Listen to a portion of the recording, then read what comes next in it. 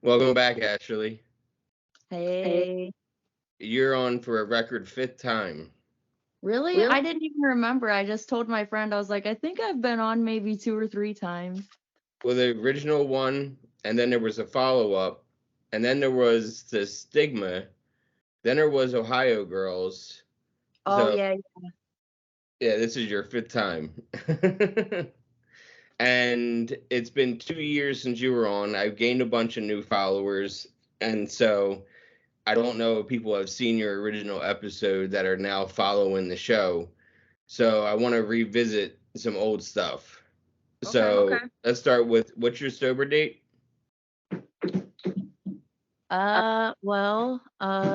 Let's just be honest. I just came back from a relapse. Oh, you did. Yeah. Relapse with what? Opiates. Oh, really? How for Yeah. how long? I was back out there on junk for maybe 3 months. What caused it? I have a lot of health issues, with my GI tract and such, and obviously, I know that that isn't the real answer to do, you know what I mean, to feel better, but I was shuffling through doctors and nobody was doing anything. It's actually how I lost all my weight. I don't know if you remember seeing me. I had some nice amount of weight on me. Just from my GI issues, I dropped like 60 pounds within a couple of months, just really sick. What I have is called H. pylori, and yeah, it just makes you really, really sick.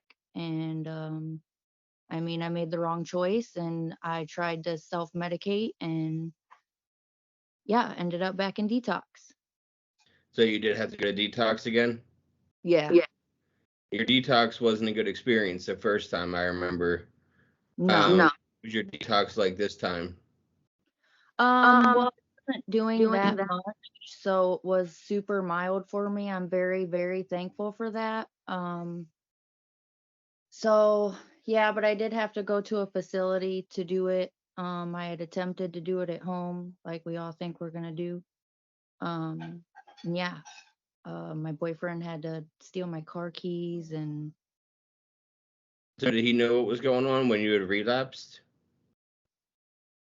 yeah, but I thought I was hiding it for a while until I wasn't. I mean, that and it's dangerous to be. Were you using test strips? Yeah. At least you know harm reduction, the things to do if what caused you to be like, okay, I'm done. I didn't like being like that. I already have trash mental health, so obviously knowing I was using and um how do I want to say it? Using and thinking I was lying about or hiding it, and then just knowing that I had myself back in that spot that I didn't want to be again. And then, once you cross that threshold, you're already too far because you're sick without it. So I don't know, I was dealing with a lot of depression like towards the end of it. Um, yeah. So how do I want to say, like, did you just stop? Was it the typical story of like I stopped going to meetings, I stopped being active in recovery first, Yeah. kind of made some separation between being active in Ohio Ken? Yeah, absolutely. Actually my sponsor who had got me involved with Ohio Can and all that, she like I don't put blame on anybody else, but she kind of like stepped back from Ohio Can and started like her own little thing, which that's fine. That's whatever her hobby is, whatever she wants to do. But I just didn't really have an involved sponsor anymore. Um I stopped going to meetings. The regular shit that I knew I needed to do. And I mean, my mom knows me. She was sending me messages like, "Hey, why don't you message this person?" or "Why don't you go to a meeting this week?" or whatever. And you know, Yeah, I knew what I was doing. yeah. Was it different this time? Like you weren't using as much? Yeah, oh, for sure. I mean, I was on. very thankful. Any other time I've detoxed, I was coming off at least a gram or a half a gram a day. And like I've spoke about before, my detoxes are very, very rough, and I usually have to get admitted to a hospital. I was Yeah. doing a point or less a day. So this was really no physical sickness, just more of like the mental restlessness, anxious, all that stuff. So what's your new sober date? Let me think. I think the 16th of this month. So I'm glad. How long did you have sobriety before your relapse? 3 years. So 3 years. You can get that again. Yeah, absolutely. I mean, I know where I went wrong and stuff, but I went to detox. When I got out of detox, like that, I don't know what's in dope these days, but you're not passing a drug test after 7 days even. Um, yeah, I finally just got my Vivitrol shot this past Friday. So it took me almost 2 weeks to pass a drug test, even just coming off the smallest amount that I was doing. But that's all I really wanted to do is I just needed to hold out to get back on the Vivitrol shot. Yeah, Vivitrol shot's amazing. I've Yeah. had a couple people on here that are huge advocates for Vivitrol. Yeah. I was even telling people about it in detox. Like they were immediately putting people on subs, and when you get put on the subs you can't get on Vivitrol, and they weren't educating people on Vivitrol either. Like I was the person in this detox talking to people about Vivitrol, telling them like, hey, I'm leaving here, I'm getting on Vivitrol, like that's the truth, that's what worked for me, like it's not addictive, it's not like Suboxone, like you won't even notice when you come off of it, you can be on it as long as you want, I mean as long as you got a healthy liver, because it's hard on your liver. But yeah, and a couple people in there were like, "Well, what the hell? I never even heard of Vivitrol. Like, now what? Am I going to be stuck on subs?" And I mean, I don't know. To each their own. I don't care if somebody's on Suboxone because that's what works for some people, but for me, I couldn't do that. I think subs should only be used in a short term. I Like, mean, agreeable. I fully understand what Suboxone does for people, but at the same time, you're still dependent upon something. And Yeah. I think, like, I talked to somebody the other day, we were texting, and I was like, hey, like, we had matched on Tinder like 5 years ago, and we still, like, are friends on Instagram. And I was looking for guests, like, how I usually do. And I was like, hey, aren't you the one that I talked to like 5 years ago that, was a heroin addict? And she was like, yeah, that's me. And I was like, would you want to be on? And she was like, I don't know. There's a big stigma and I'm on Suboxone. And in my head, I was like, oh, that's cool. Like, no big deal because people come on here with all different kinds of harm reduction. I have people that still drink on my show. Mhm. And she was just like, nah, it's not really for me. But in my head, I'm like, 5 years of subs. Like, it's going to take a lot to get off of that. Yeah. Like, you would need detox to get off of 5 years worth of Suboxone. I can remember back in the day getting on subs, like getting them off the street, and I did them.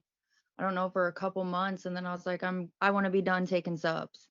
So I ten was dollars just a piece. $10 done. a piece. That's what they And were around me. If you wanted to get subs off the street, they were $10 for a strip. they're 20. They're 20 now. Yeah. Yeah, no, that's too much money. People spend $1 on their script.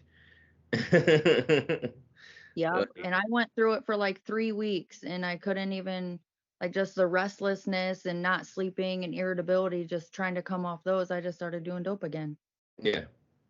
Was that this time? No, that was back before trying Suboxone. I don't want to, Yeah. Don't not want to go down that road again. no way. Was any like I'm glad you told me the truth. I mean, because it's hard to admit when you made a mistake and you're owning up to it. I think that more shows the kind of progress you've already made in the last 3 months is that you were like, nope, this is my new sober date. And, I had to slip up for 3 months. You had to slip up for? I did partying here and there like before that, but I'd say it was bad for just a couple months. Were you drinking again? No. Just dope? Yep. You've done some crazy things for dope. I told my wife, I said having Ashlee on again, and she's like, Ashlee, she didn't want to shit herself. Yeah, I was just telling Matt about that. I didn't know if you ever seen that video. I was like, did you ever see that when I was talking about I shit my pants going to go get some dope and then I even shorted him money? Like, yeah. This time, like I said, I mean, I had 3 jobs. I'm a very functioning addict. I mean, I can Yeah, 3 play the jobs. part I need to play. Yeah. That's a lot of work, Yeah. and so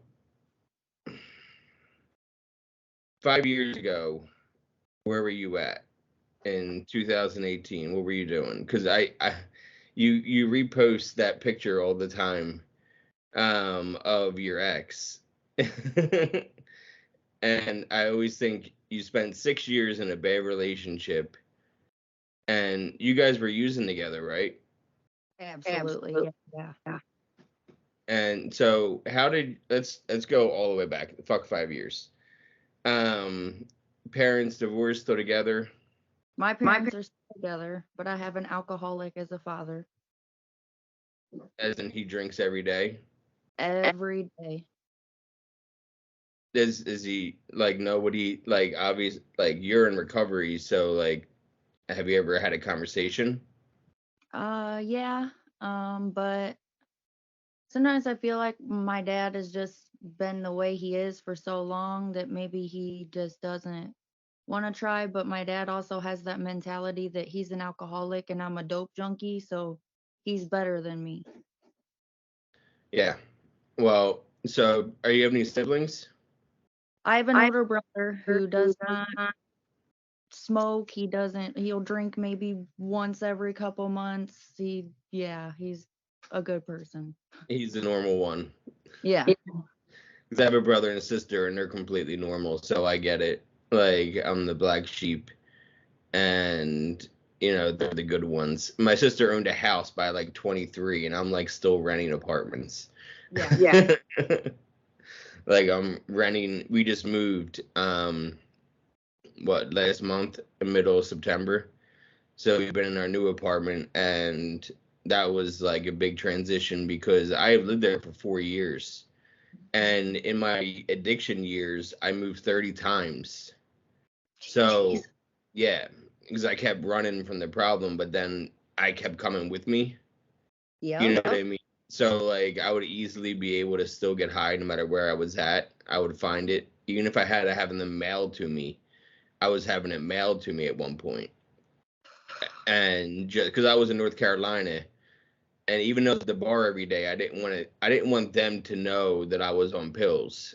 So I would just because I was at the bar every day, because I was like what I call a stone cold alcoholic. And like my fiance died in 2015, and then I moved to North Carolina like right at the same time, and I was like, okay, well I can't get any pills down here, so I'm just gonna drink and feel better by drinking.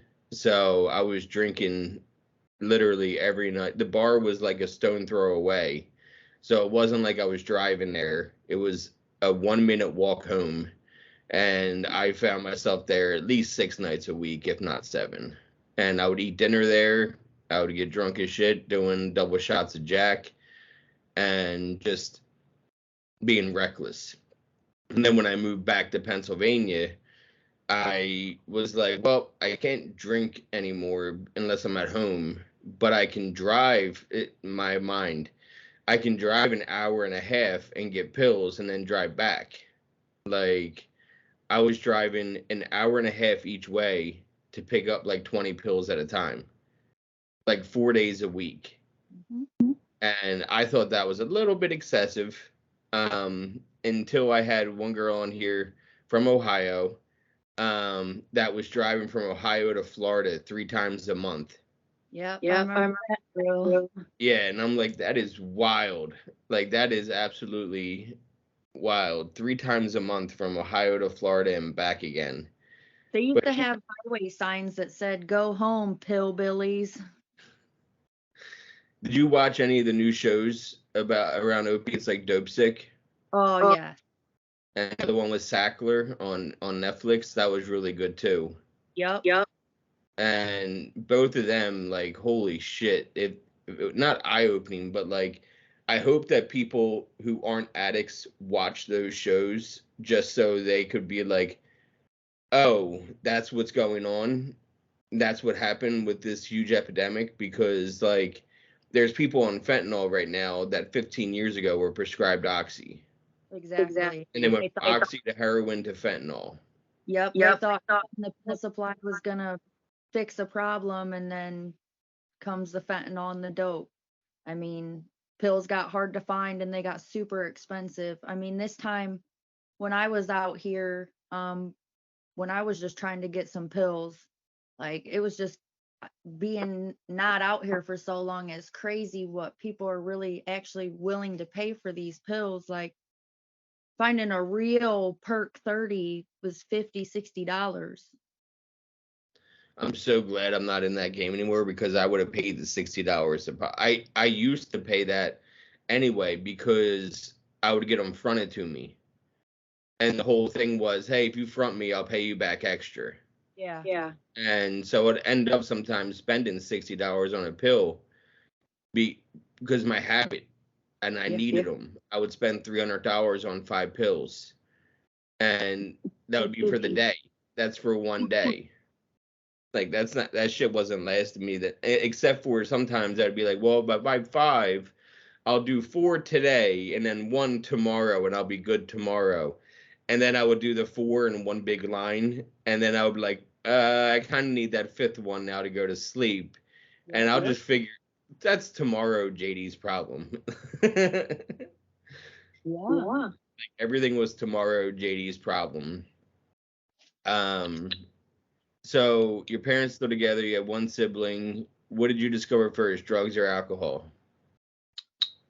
I feel like both within the same year. I feel like I started smoking weed and drinking, and then quickly after that, I was abusing cough medicine, Coricidin and cough and cold, um, on almost a regular basis. Um, that was in the 8th grade. And I can remember I had a friend over and we lived out in the country and we had like a little shed barn with like an upstairs loft that I'd like hang out in. And we was out there tripping on cords. That's what we called them when we ate the Coricidin cough and cold. And I don't know how, but my parents came out and like caught us. And I can remember being in the living room, like getting drilled by my parents. And like they made me switch to a different, like, I live in a city and they made me switch to some honky tonk school out in the country for my freshman year of high school. They thought that was going to fix the problem, just put me around new people. And no, I just found people that wanted to do the things I wanted to do. And actually, my freshman year at the new school, I got underage drinking charge when I was 14. So, yeah. And That after that, that I didn't.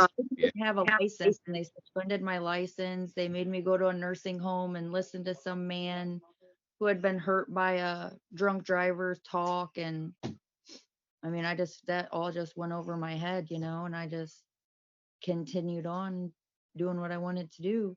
How quickly did you find opiates? Were you still in high school? I was still in high school. I'd say it was maybe 10th or 11th grade. But nobody knew anything about withdrawal or addiction or anything, like we were all just partying. That's what we thought we was doing, was partying. And yeah, and that went on forever, I think, until I actually felt my first sickness. I never got the opportunity to be sick for a while, they was just around. The first time I withdrew, I didn't even know I was withdrawing. I literally thought I had the flu when I called out of work. And then like I didn't do any pills for like 2 months. Like I did them for like a week straight. And then I felt like shit.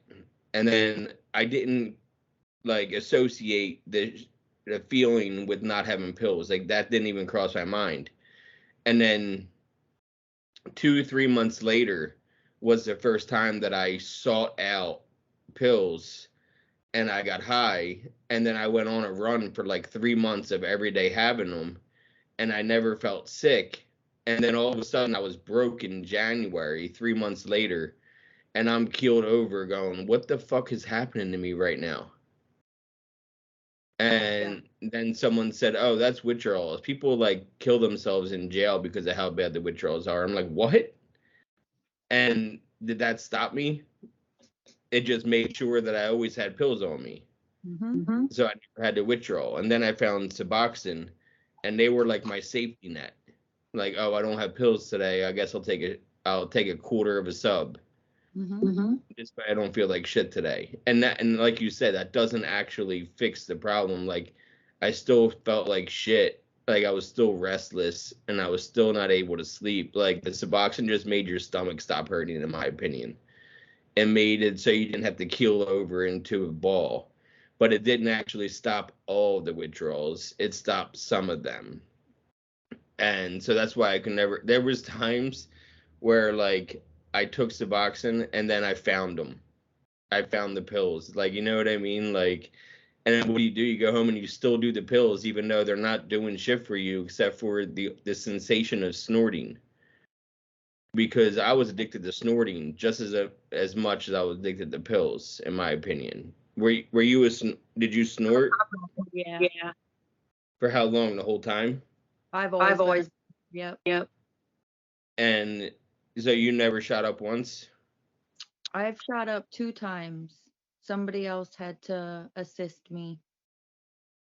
And that And was because the people didn't have the China I needed. They only had tar, or you know what I mean? yeah, And had to get well. I have never, which is surprising because I have like 50 tattoos, but like I never put a needle in my arm, but I still, it didn't mean I was any less of an addict. You know, that people think sometimes, oh, I know I did it for 10 years, where like if I just snort these and I'm not shooting up, then I'm not hurting myself. Like I had that kind of mentality.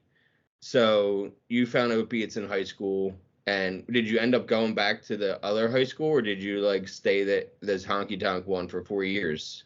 Nope.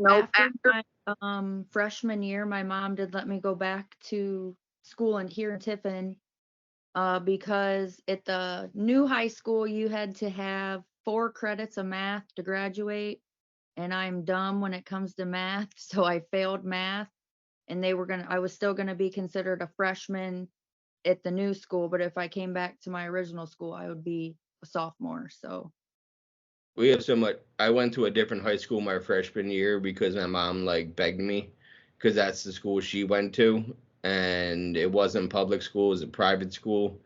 And I tried it for my freshman year, and it was okay, but I think I would have found drugs a lot faster if I would have stayed in that high school, because there's so many people I went to school with freshman year that have now died because private school means some people have money. Like we had just enough. We were like middle class, but just enough to afford me going to a private school, if that makes sense. yeah. Like scraping by just to afford it. When other people, I've been to their houses like my freshman year, and these are like huge fucking houses, and they're the ones that end up dying from overdoses because they have the fuck you money where they can just throw it at their problem and then keep getting high every day and never having to withdraw. I met a girl in rehab. We're still friends to this day, and she never had to withdraw until she went into detoxes because she had the money to get high every day. Mm-hmm. And just stealing it from her parents or her and herself getting her allowance. Yeah, she always had money because her dad made ridiculous money. Like I've been to her house in Virginia, and I'm like, oh, now it makes sense. Now it adds up that you can crash a car and still get high the next day. So, Yeah. um, what changed for you at 18? What did you do before you graduated? Well, that's when I met Michael, the person I decided I was going to marry. So I think things really started to get worse with like my pills my senior year, because Michael had just gotten out of the military and he had a fine amount of money, and he also liked to do Percocets. So I steadily had them. As soon as I met him, within 2 weeks, I was on a cell phone plan and added to his bank account. I regularly had his car to use, and I moved in with him. In high So, school? yeah, How did your parents feel about that? That you moved out while you were still in high school? Were you already 18? yeah, Okay. But you finished school while living with him? yep. I graduated high school, and that's when I decided I went to college, Southern Ohio at Hocking College, and I was going to be a drug counselor. I mean, you still can today. Yeah. Now you have experience. But And then we moved down there, and I'll never forget it. We had like a handful of pills, and we're like, all right, we're gonna do them, and this is it, and we're done. And I don't know, we had a few fives and tens, and that's what we did. And we made it to like halfway through the next day, and we was sick. And we literally drove 3 hours from Southern Ohio back to up here to grab and then drive back down. We did that for a little while until, I realized sitting in my criminal justice classes that I'm just looking around and like, this guy looks like he parties, this guy looks like he parties, this guy talked about he just got out of prison. And I just started feeling my way around my classroom. And eventually that's when I found Opanas. what are And Opanas? that's a super strong painkiller that they give to people. It's like an end of life medication. And you were taking them recreationally? Mm-hmm. Because that's what you could find. Yep. And that was the closest to Percocet you could find. Mm-hmm. So is it stronger than morphine? I'd Or say, yeah. or And they sell diluted? them kind of like oxys. I feel like they were like 20, 40, 60 milligrams. And actually the first time we bought one, somebody didn't tell us how strong it was. So I don't remember what the milligram was that we had gotten, and we just broke the whole thing down and split it in half, and it made me so sick, so sick. I had to miss class and everything. And then when I was talking to the person who I got it from, they're like, well, yeah, you got to shave it down, and you can't do that much, and here and there, and like, yeah. Are they the oxy ones that are the ones that you can't break in pieces, or are they different? Nope, they're different. It's a Okay. total different painkiller. Yeah, it's called Opana. Okay, because I knew like about how I don't know what year it was, maybe like 2014, 15. You They couldn't, made them gel up. yeah, the ones that and they said OP on it instead of OC. Yeah. And they came in 10s, 20s, 40s, 60s, 80s. And I would get them sometimes. Like, and whenever I got them, it was more like a means to an end. I knew I wasn't going to get high on them. I would just eat 20 or 40 or 60 just to take away. But then I'm even more sick the next day because I didn't take into account, like, oh, these are still opiates. These are going to fuck me up even more. And the person I was getting them through ended up, he was getting them by stealing them from like his grandfather. And then it turned out he was like smoking his fentanyl patch. And I was like, okay, well, at least I'm still just doing pills. Like, I tried justifying the differences between us, and it's still one of my best friends, and but still like that's intense. That find that out, I'm like, oh, okay, maybe we're on different levels, and I can still keep going the way I'm going. Yeah. Like it still took me like 6 months to figure my shit out.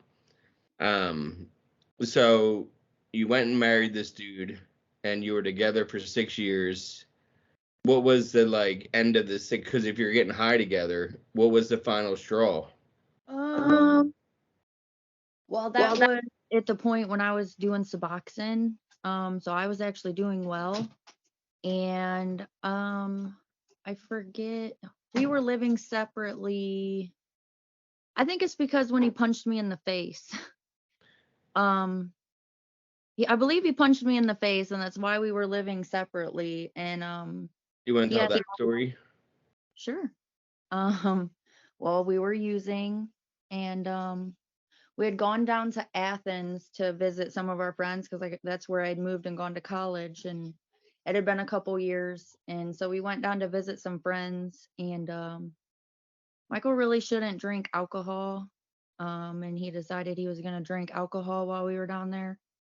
And he hopped out of the car at an intersection, and I ended up going off and finding one of my friends and just spending time with her. Um, and then I found my drunk husband outside of a bar getting thrown out by a bouncer. He needed his head was bleeding pretty bad because he bounced off the concrete. And even though I was there to take him home, right when he put eyes on me, all the anger came to me. So I had to decided we weren't going to go back to my friend's house, that I was going to drive 3 hours back home because it wasn't my friend's burden to deal with him being a drunk idiot. So I was driving us home, and he was just doing the whole drunk run his mouth thing. And I just let it keep going and going. And I don't even remember what I said back to him. He said something to me, and I finally had a response, and I said something back. And next thing I know, I'm just looking forward, driving down the highway, and I get sucker punched in the side of my face. My head like bounced off the seatbelt, and like the first thing I did was just turn and looked at him. I was like, "Did you just fucking punch me?" And he was just like in the chair looking like he couldn't believe he just punched me. But then the next words out of his mouth were, "Fuck yes, I did, you dumb bitch." So, um, the first person I tried to call was my mom. He wouldn't let me. He tried to steal my phone and all that. So I'd pulled over on the side of the highway. We're looking like idiots, making a scene. I finally get my phone. I'm able to call my mom, and I'm letting her know what's going on and that I will be home. She kept trying to get me to call the police. I told her I wasn't going to call the police. Um, he finally chilled out, and I remember we made it back home. I locked him out of the house. I'd made him sleep in the car. The next morning, we lived with my brother, so the next morning when my brother left to go somewhere or something, I woke up to somebody knocking on my bedroom door. I had the door locked, and it was him telling me it was too hot out in the car. And I told him he needed to leave, but that's when he realized the big split in his head. He did have to go to the hospital and get staples. I'm trying to tell him the situation of what happened, but yeah, I don't know. So that's why he began staying at his mom's. And we were still talking here and there. I mean, we was married. And I'll never forget it. He said he left work sick, and that he was gonna go home and just like relax for the day. So I was like, okay, cool. So a couple hours go by, and one of my friends texts me, and she's like, "Oh my God, you're never gonna guess who I just saw at Tiffin Walmart." And I'm like, "Who?" She's like, "Michael and Nikki Roberts." And I'm like, "Michael who?" And she said, "Your husband." So, I don't know. It was God working in my life, I guess.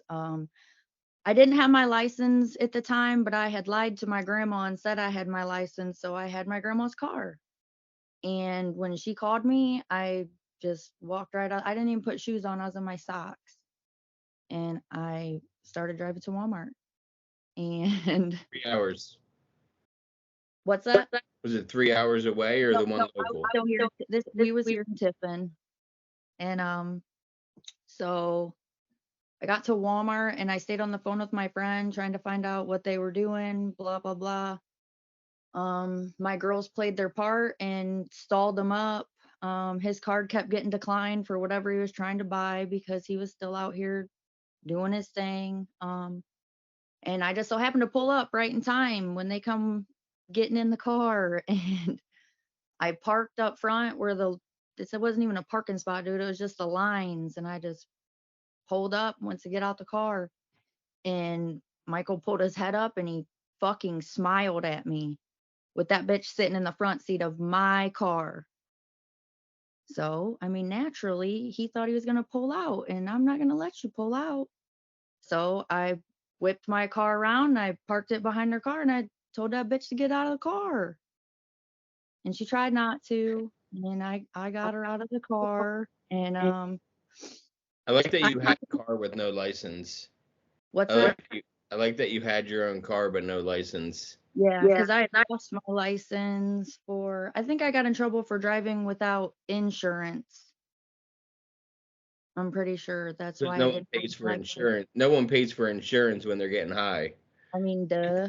That's a Uh, bill we can afford not to pay. yeah. So we had an agreement where he had the car because he still had a license. I thought things were cool, and it wasn't. So I don't know. I didn't even see other people in the parking lot, but there was hella people in that parking lot. All I saw was that bitch. And yeah.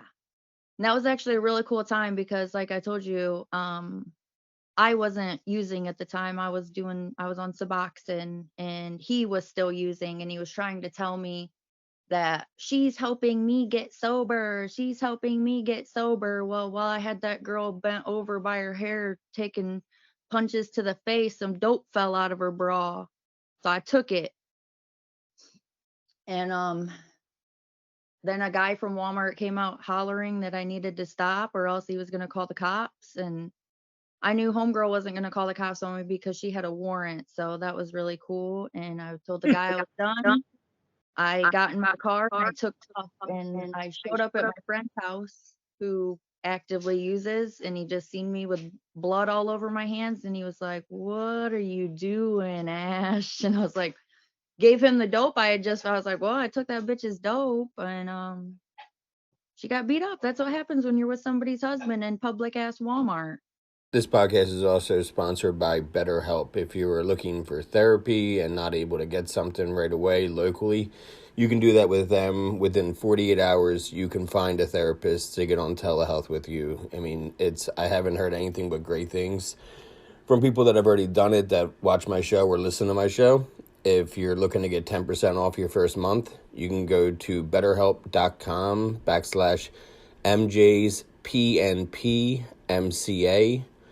That is betterhelp.com/MJsPNPMCA.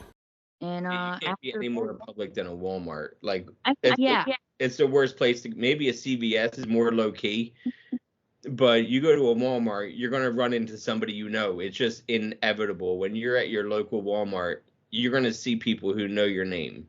yes. Especially when you are a married person. I don't know why you would think that that's what you're going to do, but yep. And then after that is when I finally stepped away from that. You got a lawyer and did the whole divorce thing. It took a while because like I told you, I was on subs and then I ended up going back to dope. Me and him separated in probably 2015. So when I got back on the junk, I partied for like 2 more years until I got the first time I really got sober in 2017. What caused you to get sober in 2017 finally? I finally had consequences. I mean, I didn't want to be getting high, We don't want to do what we're doing, but you don't know what else to do because the sickness is just an animal. If people And don't know, I mean, it's the worst kind of flu you could have. It's like put you in the hospital kind of flu. yeah.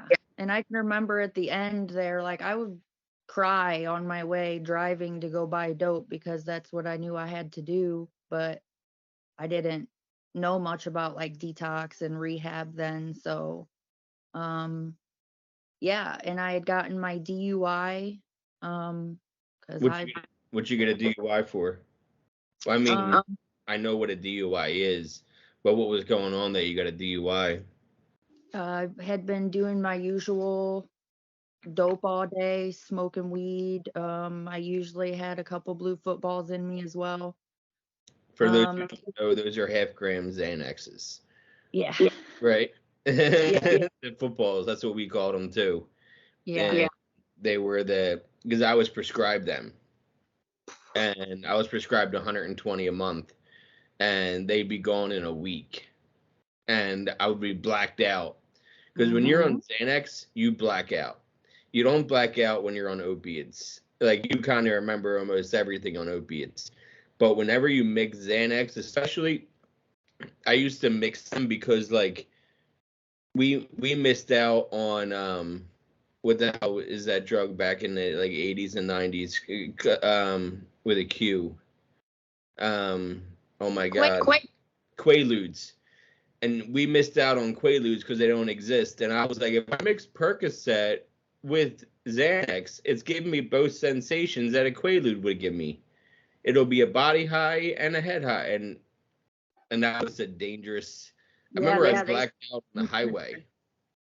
Like, I was driving my usual drive to go get my pills, and I had a bunch of blues on me, and I was on the highway, and I distinctly remember going, like, because I would follow the mile markers to know how much time I had, and I'd be like, okay, I'm 30 miles from my exit, and then, like, I came to 30 miles past my exit, so I went, like, 60 miles, driving, like, 80, when I came to, I was going, like, 85 miles per hour, and I was like, and did it stop me? No. It just made me be more careful with Xanax. But I didn't like use Xanax and drive anymore after that. I only used them at night when I was home for the night. I liked them in the morning when I had to wait for the dope man to answer. Yeah, withdrawals it would help too because it would at least give you some kind of sensation. It wouldn't take it all away, but it would like at least give you like, okay, well, I'm not as stressed about this right now. Yeah. So what was going on when you got DUI? Did you get pulled over with anything on you, or were you just high?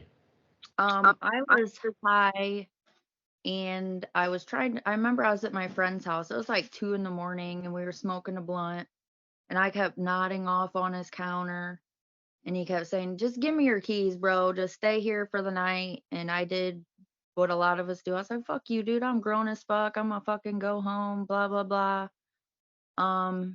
And it's so like I had no business driving at all.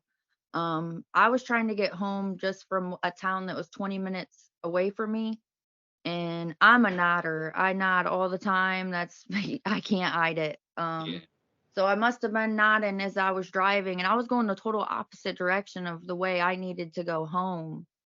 And I remember I came to and I was going through a cornfield, and I was so fucked up that I just fell right back out. And I woke up when my car crashed into a ditch and the airbag hit me. And I was in the middle of nowhere. Like, thank God I had my seatbelt on because I would have been in a cornfield and nobody would have found me until daylight. And as I stated earlier, the first person I called was my mom. And Mom, yeah. I'm stuck in a ditch and I went through a cornfield. Can you help me? Yep. And I didn't even know where I was. She's like, "Where are you?" And I was like, "Hold on, there's an intersection." And I read her the numbers on the sign, and she's like, "Ashlee, you need to call the cops or I'm calling the fucking cops." And I begged her. I was like, "No, please just have Josh come get me. Fucking, we can deal with it tomorrow." And she was like, "No." And I don't really remember. I remember I had a bag of weed on me, and I said, "Fuck it." And I threw it out into the field. I don't remember having anything else on me at the time because I did get taken to the hospital, but I did call 911 on myself. My mom had sent my dad and my brother out to where the location I said I was, and actually the sheriff who showed up was like one of like 3 in our county at the time that were trained to know about opiates and when people are under the influence of opiates and things to look for and such. And I'm in the back seat of this cop cruiser, and I can remember my dad standing there like, "Just tell him the truth, Ashlee." And I kept falling out in the back seat. I kept falling out, and I'm trying to tell this cop like, "I only took Xanax. I only took Xanax." And the cop's telling me pretty much, "Hey, dude, I know you're lying." Like, um, And he was telling me he needed my blood to test me. And I was like, no, the hell you're not. You're not taking my blood. And he said, well, if we don't take your blood, I'm going to take you to jail and hold you till I get a warrant, and then I'm going to get your blood. I don't ever remember giving consent or whatever. I just remember waking up in the back of the ambulance and my blood was being taken. And I remember the sheriff in there with me, and he stated that my court date was going to be like on a Monday or something. And he said he would not have my blood back until Wednesday after court. So he advised me, he said I would go to court and get it done with. You don't want me to, you know what I mean, have your blood out there. Yeah. So actually, I don't even know what happened, dude. Like, it's not like I got lucky and keep getting high, but I go to court and I don't even know how I passed for everything but Xanax. So they just put me on non-reporting probation because they was like, oh wow, you know, maybe she wasn't doing heroin. And yeah, I got put on non-reporting probation. And so I got to party on, and they made me. Do you think you didn't? Because like when you're getting high, people that don't know, you don't like piss and shit all the time. It's just something that doesn't happen. You can like I remember going like an entire day, and then being like, oh, I haven't peed yet today. I should probably do that. So, and also if you get high, your first piss doesn't come up negative. It's the second one. The first piss that you do is what's already in your bladder. And then if you get hot, because like I remember I was passing drug tests because I would wait until it was like my first of the day. And I would pass a drug test in the morning and then go get high again. And then I don't know how I would pass all these drug tests. When I was working at this place called H.H. Gregg. It's like a Best Buy, you know what I mean? He sold TVs and appliances and shit. And I was working there and I was nodding off standing up. And you know what I mean? Like, and my manager came over to me and he was like, oh, I got to go for a ride to the other store. Will you come with me? And I'm like, no, working for an hour? Sure. And we get into his car and he's like, I'm taking you for a drug test. I was like, fuck. Oh, And man. I knew by Friday I wasn't going to have a job anymore. You know what I mean? And so like that Wednesday I did, and I was on suspension all week. So I was home just getting high. And on that like Wednesday, I discovered what a payday loan was. Ooh. And I was like, I could get $300 right now. And I could just go buy a bunch of pills. Cause at that time they were 30 a piece, 25 a piece.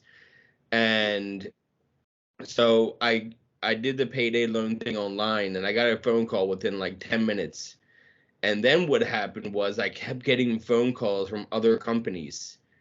And then I realized they weren't talking to each other. So I ended up getting 10 payday loans in one day, Same. withdrawing all the money and then shutting down my account so they couldn't tap me for the money back. And I would do that very often. But that Friday, because when they called, they're like, "Yeah, he has a job," because that's all they can really tell you is he working or is he not?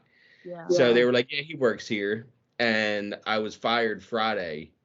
And the craziest thing was I only failed for weed. I didn't fail for any kind of opiates or Xanax. I only pissed dirty for weed, and that was enough for them to fire me. And if it was today, do you still use cannabis in your recovery? Yes. Me too.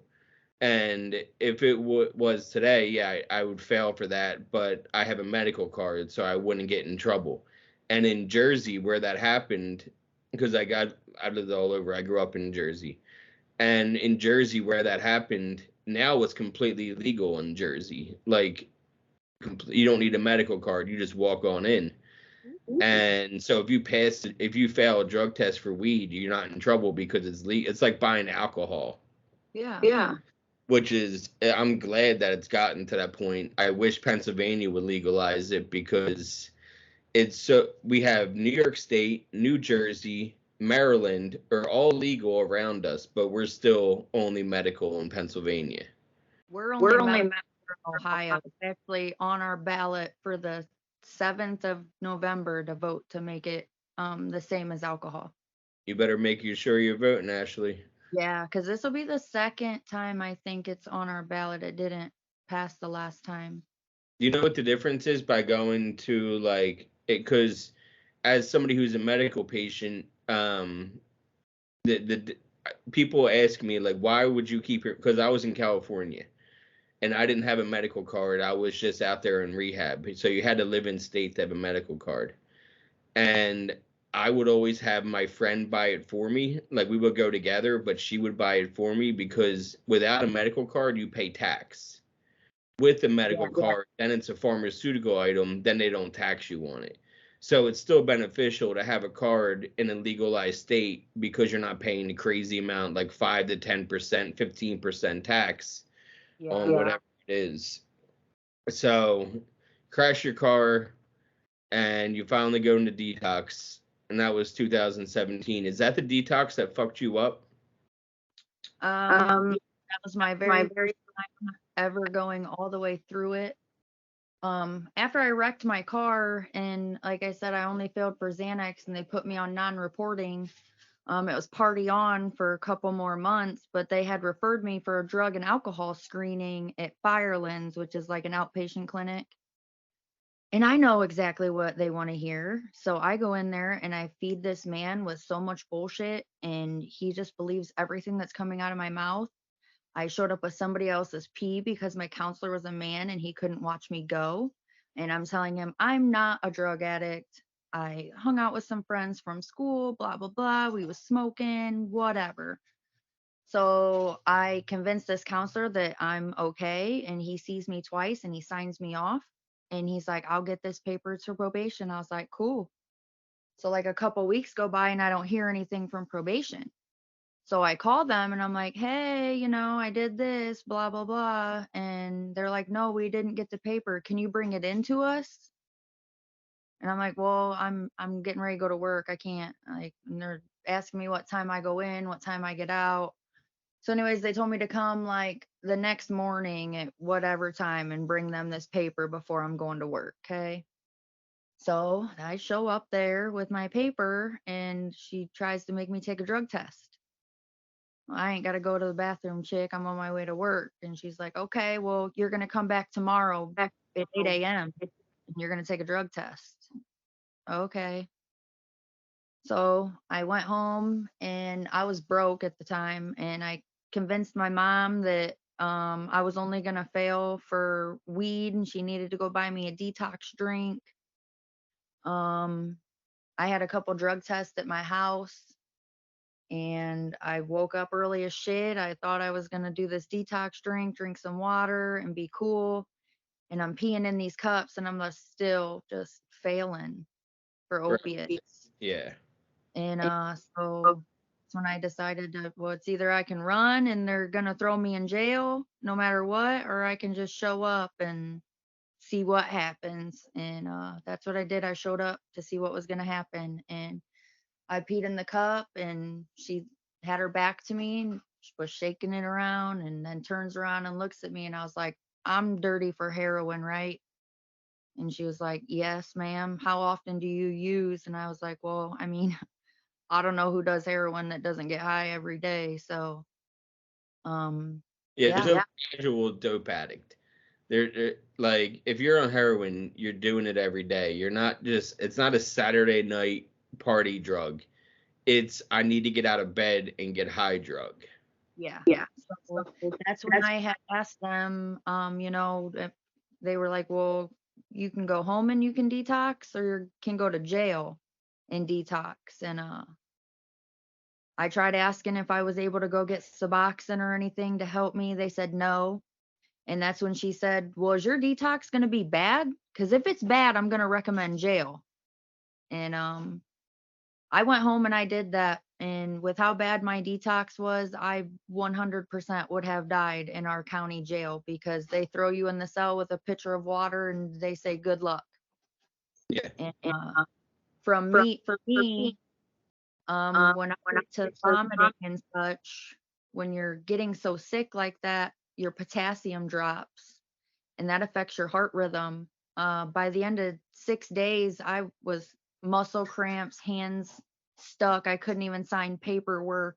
And that's when my mom was like, I'm taking you to the hospital, Ashlee. Like, I cannot believe how sick you have been. And, well, yeah. And obviously, after all that happened at probation, I ended up telling my mom what was really up. She knew what it was. So she ended up taking me to the ER, and I kept telling her they're not going to do anything for me. I'm a junkie. They're going to give me some fluids and send me home. Well, I got admitted right away because who knew potassium had this much effect on your body? You know what I mean? Yeah. If your potassium goes below 2.5, like they say you could die. And my very first time I detoxed, I got to the hospital, I was at 2.2.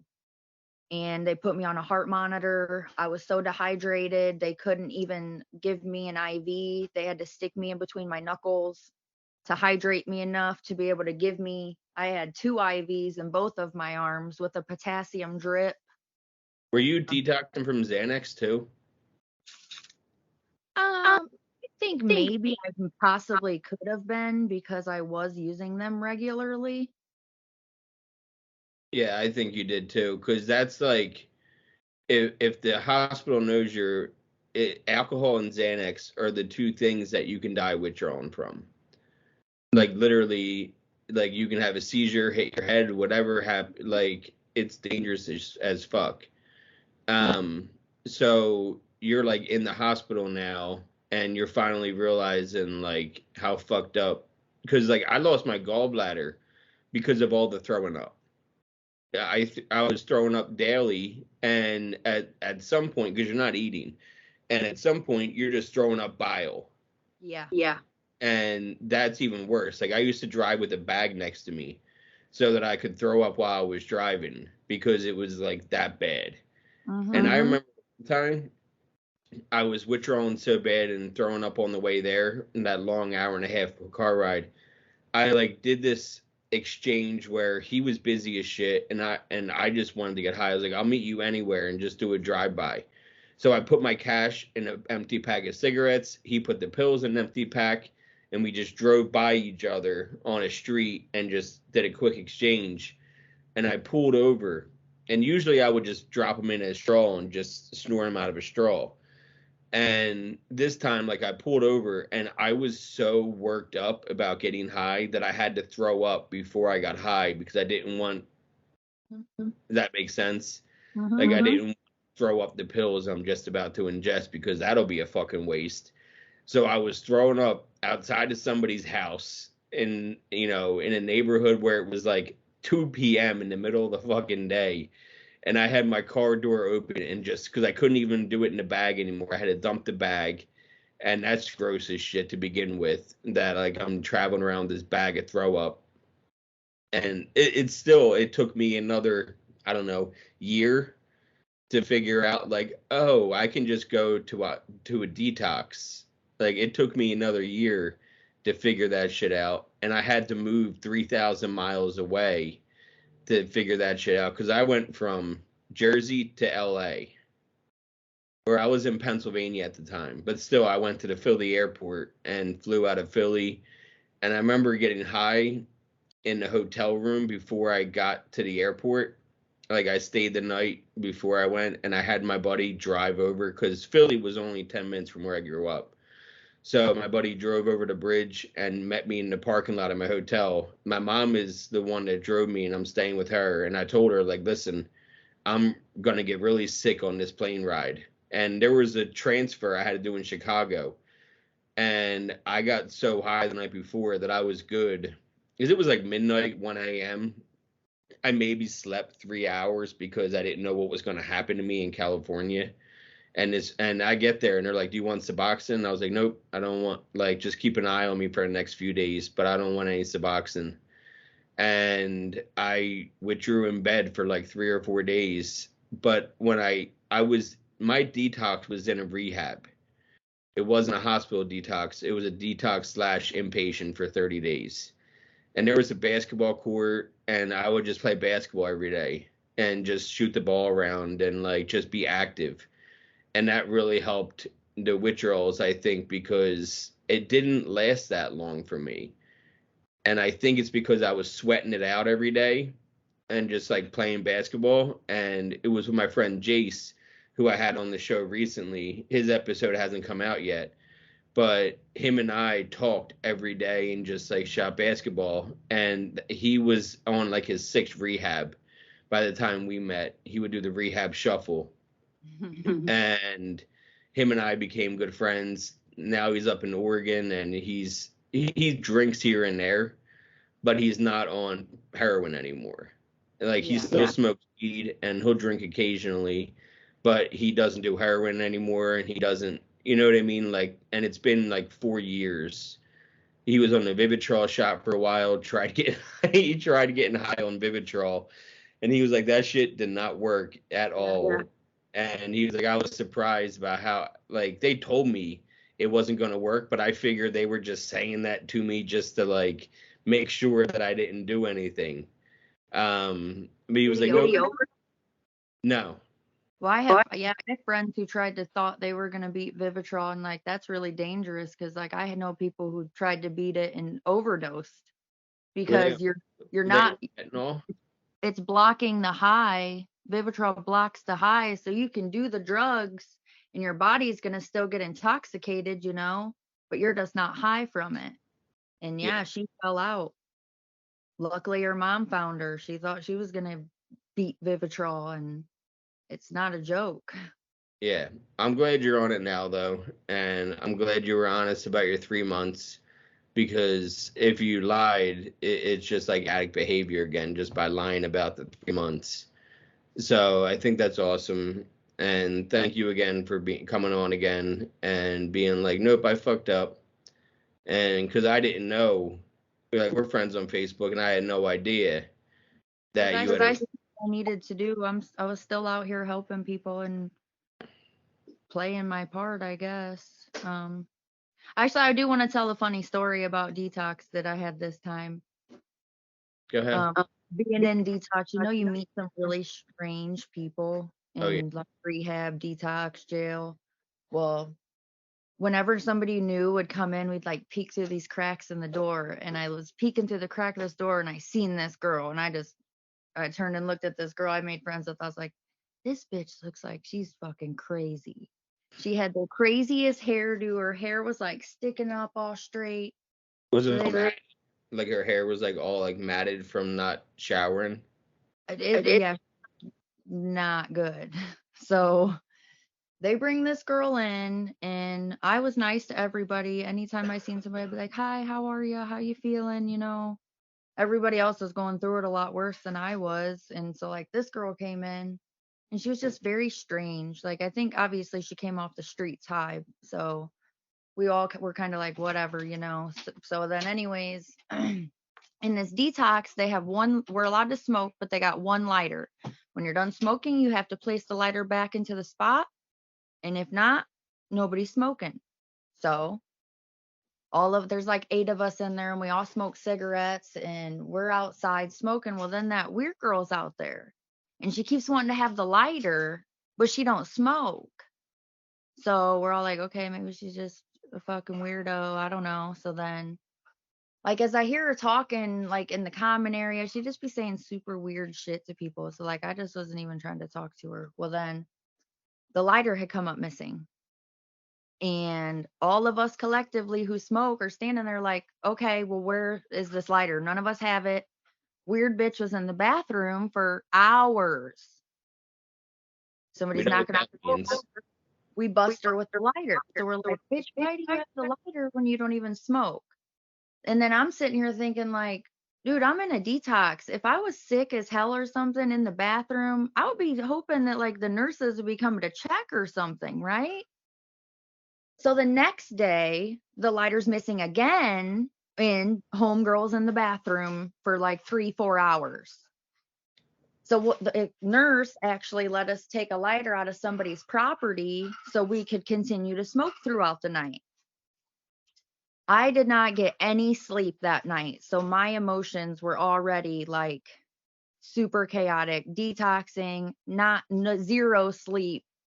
And I come out of my room in the morning to this nurse saying, if nobody finds the yellow lighter, nobody is smoking. I just started bawling my eyes out. Like I just couldn't even control it. And I'm like screaming, this bitch has the lighter. We all know this bitch has the lighter. Like all of us are standing here. Like I'm in this place having a mental breakdown because they're telling me I can't smoke cigarettes. So anyways, and they're searching, like I don't even give a shit. Like I didn't even think about her even having drugs at the time. That didn't even cross my mind. I'm just like, why does this bitch have the lighter? So talking to these other people, like she had made some comments to like some of the dudes in there that like she had this pen. And in the bathroom, one of the nurses was like searching through the bathroom. She found the inside guts of the pen, but the tube's gone. And like then that's when I said to the nurse, like, I'm telling you, search her room. Search her room. She has the lighter. She has the lighter. And I'm just like bawling. Like they're trying to take my vitals. And I'm like, don't even right now. Yeah, they're gonna be. I'm like, I don't know what she did with it. She flushed it, threw it in the trash can. I do not know, but none of us have this motherfucking lighter. So then this medical assistant goes in her room and she just does some little janky search. She's like, I'm not finding the lighter or anything. Well, then this one nurse who I guess had worked at a jail before was like, well, I'm going to fucking go in there. And she found a lot of stuff. I guess this girl had like a 1/4 ounce of fucking dope stuffed up her snatch with a tampon to help keep it in. They were pulling stuff out of her room like with gloves, but still couldn't find the lighter. And they had even called the cops on this girl, or probably just because maybe what they found, I don't know, but I guess it plays into you can't be arrested from a facility because they caught her with stuff and they packed her out and sent her out and she did not get arrested. She got in a cab and got to leave. Well, I guess before she got in the cab, it took like almost a whole hour. I don't know where she had the lighter, but they finally come in like, we got the lighter. And I'm like, see, I told you, I said, I have never, ever dealt with so much stress over a lighter and cigarettes. I mean, I know it happens, but I've never even been in detox where like somebody snuck in drugs. Like I was so worked up from it. Like, I just don't understand why she came even. You know what I mean? Like, why are you even here? Did you not have anywhere to go? There's homeless shelters. And it old man dropped her off. It's either a sugar daddy or a grandpa. Like, I just could not believe something like that happened. And after that, I actually I think that happened on a Thursday. The very next day, like I was through my physical part. I was just restless, anxious, irritable, and discontent. That's what I kept telling like the nurses and everybody. I was like, I think I'm gonna go home today. I think I'm gonna go home today. And yeah, I left AMA and got treated like shit too because I didn't want to stay. And honestly, I knew that if I could just come home and just smoke, I when I got home and I did smoke, I didn't eat all week. I finally ate that day when I came Yeah. home. I finally started to feel a little better, but a little bit more about the detox after they told me, strip out of their clothes, leave them on the floor, and then they had to make sure I wasn't going to steal any of their cruddy clothes. So I stripped that and left them on the floor, and I got in my clothes, and they sent me to the hallway, wouldn't even let me charge my phone. They called Matt to come pick me up, and I sat in that hallway for about 2 hours. Well, the nurse, who I thought was the nicest nurse there, I heard her from the other side of the door while I'm sitting in the hallway. She was like, "Oh, wow. She just stripped and dipped, didn't she? She must have really been jonesing." And I'm just like sitting in the hallway like, "That's how y'all talk about people? That's really how you guys talk about people?" That's just so crazy to me that like just because and I did what I needed to do. I knew what I needed to do. And even if I had stayed until Sunday when they wanted me to, I still couldn't have left on Vivitrol as my plan was because I was still peeing dirty. Like I really would like to write a letter to that nurse and be like, "Hey, you're a big fat dumb bitch. And guess what? I wasn't fucking jonesing. I just could not stand being here any longer." And I went home and I did what I needed to do and I waited out till I got the Vivitrol shot. So yeah, that was just a really crazy experience in this detox. Does smoking help you eat generally, which helps with like your GI? Because if you're losing all that weight from that, I would imagine smoking gives you an appetite to where you can finally eat again and feel better. Yeah, somewhat. I mean, I'm nauseous 24/7. Like half the time I really don't even feel like I want a meal, which really sucks because I'm about to start a treatment again for the H. pylori, and it's 2 antibiotics that I have to take 3 times a day for 2 weeks. And it's hard to eat all those pills like that and really not have an appetite and not having anything in your stomach. So I guess we're gonna see how that's gonna go. I've really just been eating like soup since I've been home. I still really don't even, like I said, I have the H. pylori, which causes no appetite, and then I'm coming off a relapse, getting sober, which you really don't have an appetite. So I don't know. Yeah, I remember I took me like 3 or 4 days, maybe even 5 days before, like, and they made you 3 meals a day in inpatient. Like you were cooked, they cooked for you 3 times a day. But I just didn't have it in me to even try to eat something when I was feeling that shitty. Yeah, I can't.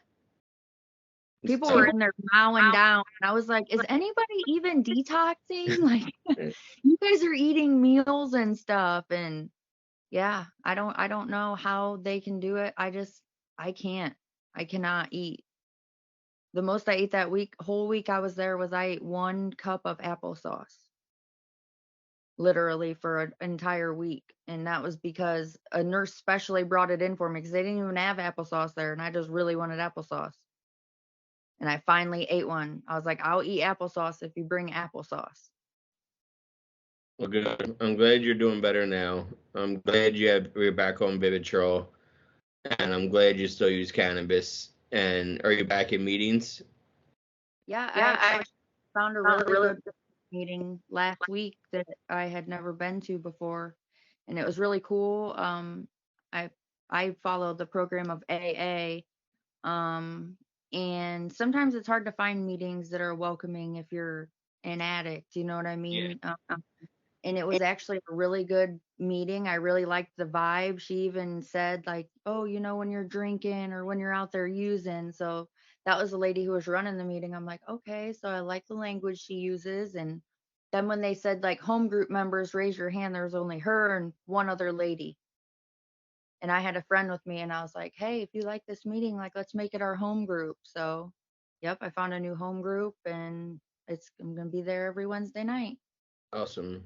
Because it's hard to find, like you said, because I dealt with the same issue, and I know other people have, where they felt ostracized by AA because they raise their hand and say, I'm an addict instead of an alcoholic. And you kind of like make everybody's head turn when you say I'm an addict in AA meetings. Everyone's kind of like breaks their neck to look at you and be like, size you up as an addict instead of an alcoholic, and try to like, they judge or they accept. And I feel like it's the entire room. Either the entire room accepts you for saying you're an addict, or they completely dismiss you like you're in the wrong room. Like it's all or nothing. Is that I've actually read the big book, and if it's somebody who's true blue AA, they know that drug use is discussed in the big book. And there's actually a story in the back of the big book, which is all about a doctor shooting himself up with morphine and propofol. And they talk about my dude Bill W. experiencing LSD. You know what I mean? Like, there's drug use talk in the big book. Yep. There's lots of it. Yep, it sure is. But people want to gloss over that because they're so stuck on, like you said, being a true blue alcoholic, which people that don't know, it means I can say I'm an alcoholic and I'm also an addict. And other people that are just saying they're alcoholics and not addicts, most of the time, their problem was drinking for 30 years. And they never did drugs, they just drank every day. And so that's what we call true blue alcoholic in AA, is somebody who never dabbled in drugs but drank every day in excess, or the reason they were drinking, or they drank in their car. Because there was a person I met that was a doctor that before he would do surgery, he would go out to his car and chug vodka because it's the only way to make his hand steady again so he can perform surgery. Like, some of the stories both of us have, I'm sure, heard are some wild fucking stories. I mean, if I didn't do this just a matter of me doing this show, I've heard the wildest stories from both people that are alcoholics and addicts. And some of them are like us, where you have to stop everything because you are an alcoholic at the end of the day. That's why you have to abstain from alcohol, because you know what alcohol will lead to. And it's that partying thing where, like, well, if I'm drinking, I should do some coke. And if I'm doing some coke, I'm going to need something to bring me back down to normal again. And next thing you know, you're back on opiates again. It's just like the ladder effect, and you're just like falling down the ladder again. You lose your footing for 1 second, and you're falling down that fucking ladder. So I'm glad, as friends, that you, one, told me, and two, that you're working the program again, because it's so vital in your recovery that you're still active in those kinds of things and those kinds of atmospheres. So thank you again, Ashlee. I appreciate it so much, and I enjoy talking to you every time that we have a chance to sit down and chat. It's always interesting. Absolutely. All right, have a good day. You too. Bye.